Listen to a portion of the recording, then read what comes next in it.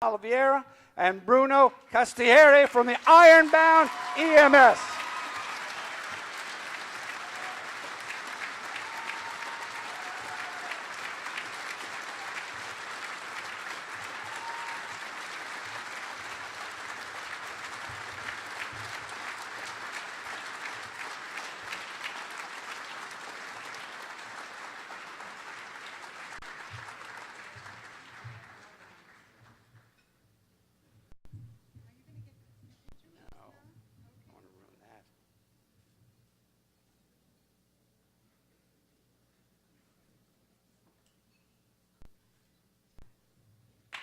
Congratulations.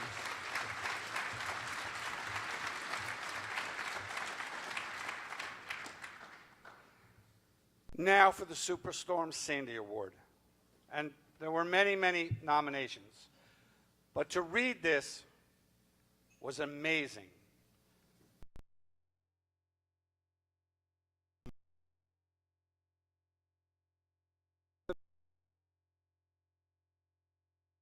The participant, and I'll clarify that in a moment. During the height of Superstorm Sandy, 3 high voltage wires and a transformer entangled with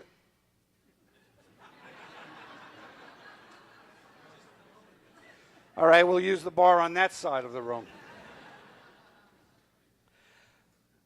They entangled with an enormous oak tree, and it fell. When it fell, it crushed the roofs of 2 emergency vehicles, and that created a live wire extrication challenge. Responders arrived to find 2 of their own entrapped, Assistant Fire Chief John Newcomb and Police Officer Bobby Franco. Fire Chief Newcomb suffered minor injuries. However, Police Officer Bobby Franco's situation was grave and complicated. His head was pinned by the cruiser's roof. His bulletproof vest was choking him. He had no feeling below the neck. He was trapped in a car with a 2-ton tree crushing the roof. Despite the risks, the decision was made not to wait for the utility company to turn off the power, and the scene remained life-threatening. Longtime friend, police officer, firefighter Mark McGrath assessed the injured Officer Franco, loosening his vest, allowing him to breathe slightly. Wayne First Aid Squad members Mike Go, aided by firefighters, worked to peel the wreckage free from Officer Franco, allowing Don Cavello, Keith Heyman, and Evan Schwartz the ability to strategically and meticulously immobilize Officer Franco. This was a situation, not just from what I'm reading here, it doesn't truly give the seriousness and the danger. These rescuers were standing in water in a windy condition, pulling live wires with their bare hands off the car, off the tree, to save another member of service. When there is an officer down call, we all know the adrenaline pumps and nothing gets in our way. Their actions saved the life of Officer Franco, who was transported to St. Joseph's University Medical Center, where he underwent hours of extensive surgery. He then went to Kessler Institute and continues personal efforts to return to normalcy. The fact of the matter is the crushing injury crushed the nerves on one side of the body, and he was not capable of moving his arms on the left side. Officer Franco happens to be the cousin to my son's wife. That's how I know this case personally. And we were sure the outcome was going to be horrific. However, the efforts put forth by the good folks up in Wayne Memorial First Aid, the fire department, and the police department turned this around, where Officer Franco is now back on duty. Ladies and gentlemen, help me to recognize Wayne First Aid and the St. Patrick's University Hospital paramedics, Pat Mahon and William Walsh.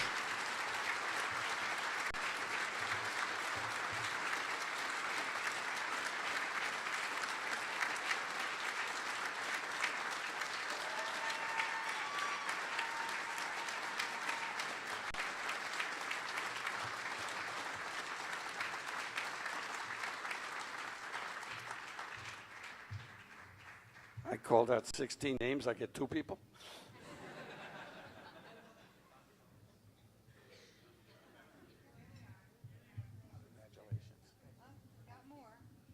Oh, oh, great. Okay, here we go.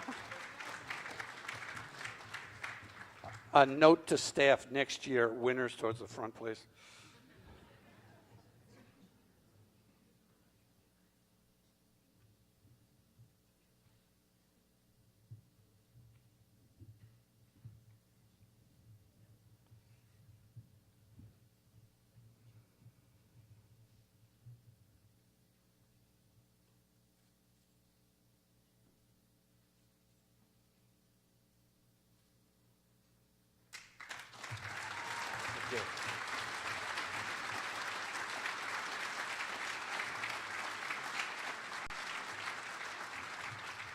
On behalf of the Franco family, I thank you, gentlemen, and for all that participated in that rescue. A great, great job under the most trying of circumstances. The next 2 awards are, in my opinion, similar to the Best Actor or Best Actress, the Best Film, the #1 award. You cannot go higher than this award.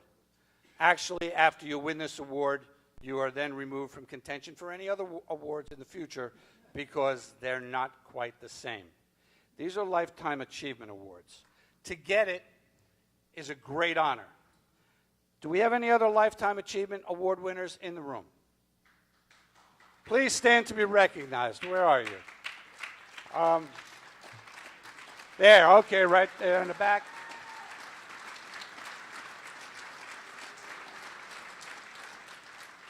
And I, too, am a Lifetime Career Achievement Award winner. You won't know that because my name goes on a plaque along with the other winners, and it's on the 6th floor of the building in the health department where we're not allowed to go. So we're trying to move it downstairs so that it can be seen by many for what it really, really, really means. These are individuals who have dedicated their lives to the betterment of EMS and patient care. Our first winner of the EMS Career Lifetime Achievement Award. With over 30 years in the EMS field, this individual leads by example. He is patient, understanding, and extremely well respected by his peers and colleagues. Major disasters, large-scale planned events, a mangled car wreck at 3 in the morning, September 11th, Hurricane Katrina, Superstorm Sandy, people trapped in dark, tight spaces, hanging off the side of a building, as well as everyday ill and injured, has been his focus for over 30 years. He has served the state of New Jersey as an EMT, a rescue specialist, program coordinator, logistics manager of the New Jersey EMS Task Force. Worked for multiple agencies during his career, including Rockaway Township Fire Department, New Jersey USAR, University Hospital EMS, Montclair Ambulance Unit, MTAC, Montvale. Guy can't hold a job. As an EMT, he has provided the most outstanding care for every single person in the whole world. And I'll tell you something, I can go on and on and on, and that's just gibberish. He is the go-to guy in the state of New Jersey. If you need something, he knows where it is. He might be working on that crown right now. I would not put that past him. This gentleman is an integral part of the New Jersey EMS Task Force. He is the individual who not only applies for the equipment and then sees to it that it's distributed fairly. He is everywhere we have ever been. He is truly, truly a hero in the eyes of many. He's a bear of a guy, but a softy, and this is his last dinner. He'll be retiring right after the Super Bowl. He was leaving January 1st, but he did agree to stay on past the Super Bowl because of his knowledge of the equipment that we need and needs to be positioned in appropriate places. Ladies and gentlemen, a very dear friend, a partner, a leader, Wayne Struble.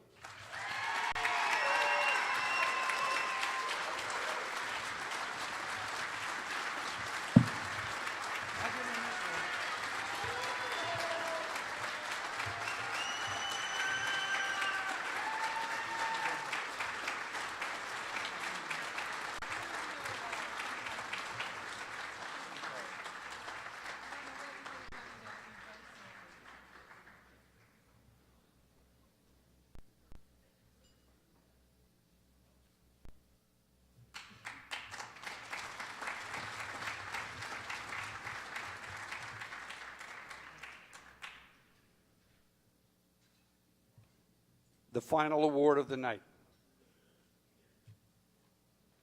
Oh, it's missing. The EMS Volunteer Lifetime Achievement Award.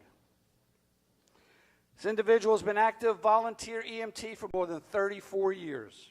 He has served as the chief officer of his agency for the last 24. He's described as the glue that holds his agency together, always keeping his agency on the cutting edge and always remember leading by example. He's a mentor to members old and young. Excuse me? You know him? Oh. He never looks for accolades, and he's always ready, willing, and able to help. He routinely serves in many positions and supports both the volunteer and career EMT by advancing the overall field of EMS. He is a member of the New Jersey EMS Council, the New Jersey Healthcare Preparedness Coalition.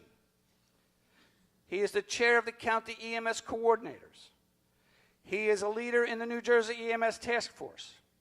He served as the district chairman of the New Jersey State First Aid Council for 10 years. He served as the township's emergency management coordinator for over 25 years. Another go-to guy. The kind of guy who has no problem waking me up at 2:15 in the morning saying we got another one of them damn big fires somewhere. And I say, it's not in my neighborhood. What the hell are you calling me for? I just want to let you know where I was going. A man who, on top of not only being the chief financial officer for a large town here in New Jersey, I'm sorry, 2 towns in New Jersey, he also serves in many, many capacities throughout Monmouth County. He is known and loved by anyone who has ever been to Red Square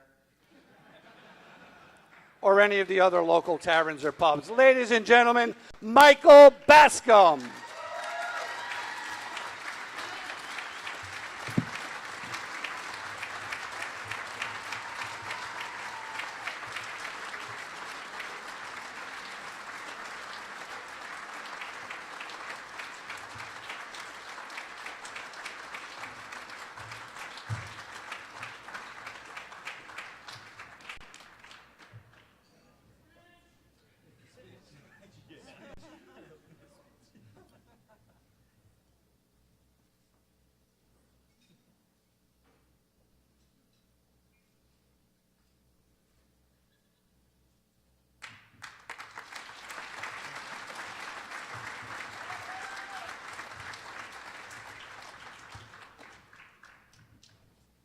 Wow.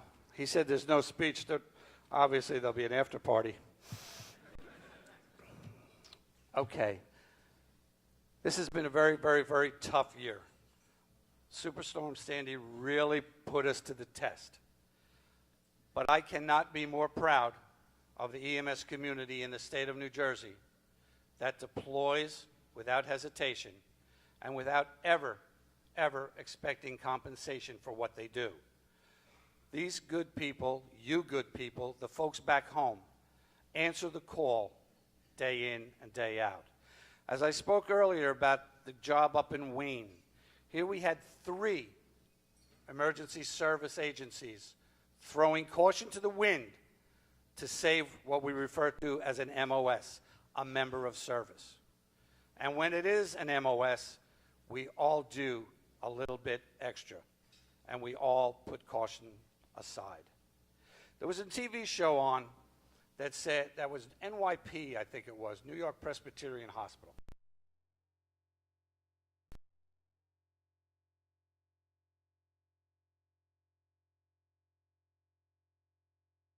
He said, oh, she got engaged, this, and this, and, you know, she's going away on vacation soon. They came back 6 months later, and they were doing a follow-up, and she came along. To her, oh, how's the engagement coming? And she said, it's off. Just didn't understand. I think it was because he's not one of us. And we live in that world. We live in the us world. Nobody really understands us. You need to be one of us to understand what it's like to get out there in these tangled messes, what to get into shoots, get involved in auto accidents, and to hold the hand of a 98-year-old lady going to a nursing home who is scared to death. That is what you do, ladies and gentlemen. That is so commendable. That is unrecognized by so many people.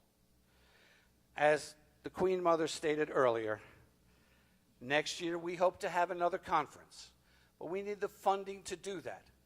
So if you have the opportunity to speak to anyone in an elected position, a powerful appointed position, or with a boatload of cash, ask him to please see to it that this educational seminar, this awards event, does not end tonight.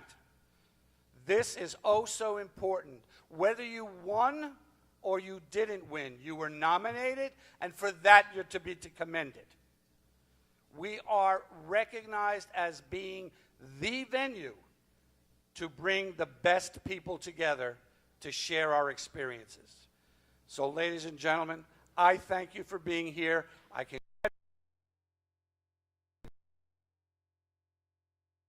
for our Queen Mother, Karen Haluki.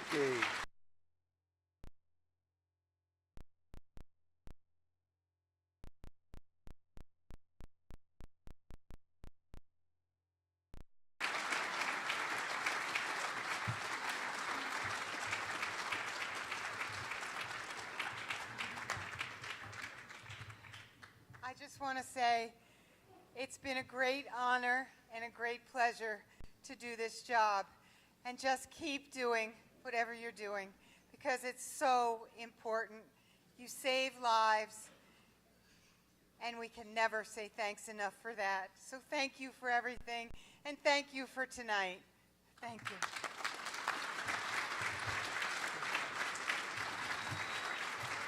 That concludes the program, ladies and gentlemen. You're on your own.